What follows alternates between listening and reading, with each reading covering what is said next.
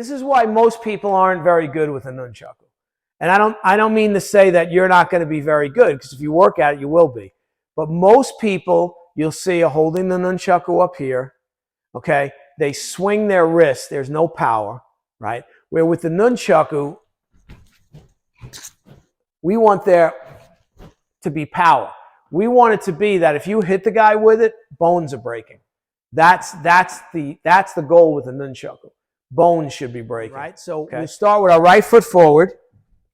And initially, we'll just do a swing. So we're not going to do a catch. So just let the nunchaku hang like this. Right? And we're just going to do this. We're going to come around. As we come around, raise your arm straight up like you do with the tuifa. Up and back. Now, if I back out, right?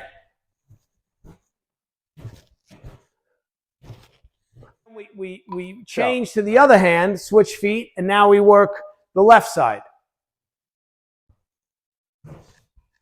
And eventually, you want that kind of power. So, and you also want to reach out.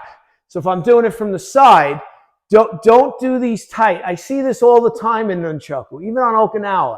You're reaching out. You're trying to hit the person from a distance. So it's out. Okay? And I normally, when I do that, I come across the neck height, sometimes the head height, okay, as I swing sideways. So now we're going to come like this.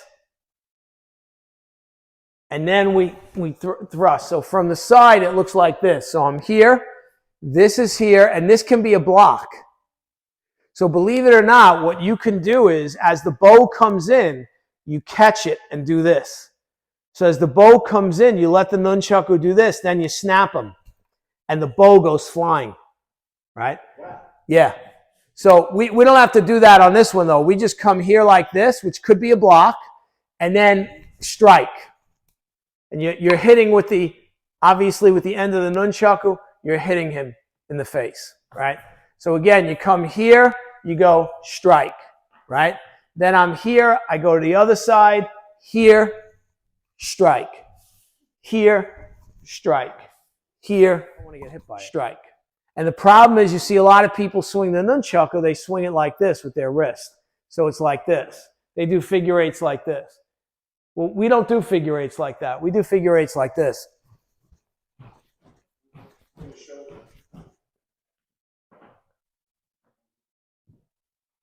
So let's try some figure eights. So I'm facing here.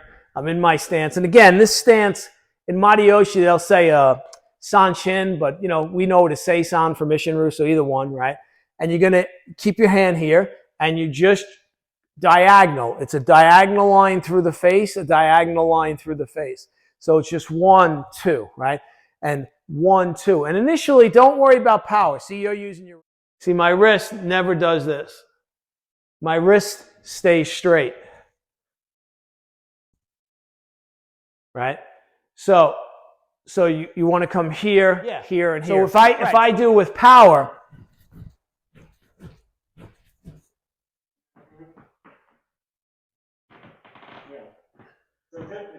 you don't bend the wrist or the elbow. Yeah, and what you do is you work your waist. The waist turns.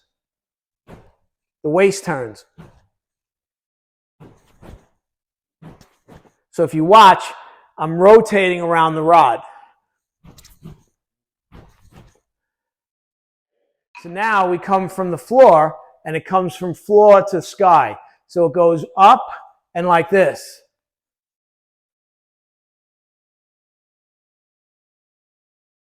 So then with power,